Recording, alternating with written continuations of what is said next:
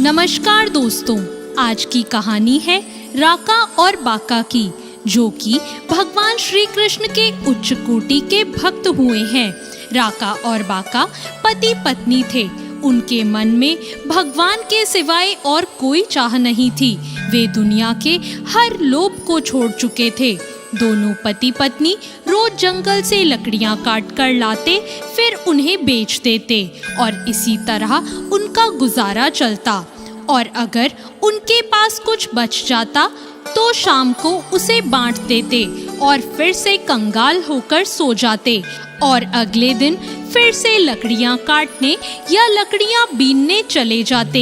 एक बार संत श्री नामदेव जी ने भगवान श्री कृष्ण से विनती की कि आप अपने भक्त राका बाका की गरीबी दूर कर दीजिए। भगवान ने कहा, मैंने बहुत से उपाय किए उनकी गरीबी दूर करने के लिए, लेकिन वो सब कुछ दान कर देते हैं। 2-3 बार तो मैंने खुद भेष बदलकर उनकी लकड़ियां 100 गुने दामों पर खरीदी थी, पर उन्होंने सारे पैसे सत्संग में दान कर दिए। फिर भक्त नामदेव जी ने फिर से आग्रह किया कि आप एक आखिरी बार इन्हें फिर से धन देकर देखो। एक बार जब राका बीमार हुआ और 3 दिनों से वो लकड़ियां काटने भी नहीं जा रहा था, तो 3 दिनों तक वो लोग बिना कुछ खाए रह गए। चौथे दिन फिर से दोनों लकड़ियां काटने गए और फिर घर वापस आने लगे। श्री कृष्ण भगवान ने रास्ते में सोने से भरी मोहरों की थैली रख दी और श्री कृष्ण और नामदेव जी दोनों पेड़ के पीछे से उन्हें देख रहे थे। इतने में राका बाका जी वहां से गुजर रहे थे। इतने में वहां से शायद कोई घुड़सवार निकला था, क्योंकि धूल उड़ रही थी और घोड़ों के पैरों के निशान भी थे। राका जी ने किनारे में पड़ी मोहरों की थैली देखी और फिर सोचा, शायद उस घुड़सवार की ये थैली गिर गई होगी। उन्होंने सोचा, मैं तो सब कुछ त्याग चुका हूँ, मेरे लिए तो धन मिट्टी के समान है, पर कहीं मेरी पत्नी का इन रुपयों पर मन नहीं फंस जाए। कहीं वो ये ना सोच बैठे कि रख लेते हैं, बुरे दिनों में काम आएंगे। और ऐसा सोचकर बाका के आने से पहले ही उन्होंने उस थैली को जमीन में दबा दिया। तभी बाका ने उन्हें मिट्टी डालते देख लिया।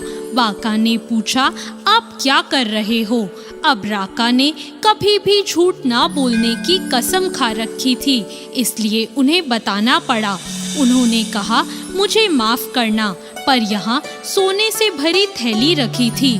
मैंने सोचा कि 3 दिन से तुम्हें भूखा रहना पड़ा था, कहीं ये सोचकर तुम्हारे मन का लालच ना जाग जाए, इसलिए तुम्हें ध्यान में रखकर मैं इस पर मिट्टी ढक रहा था।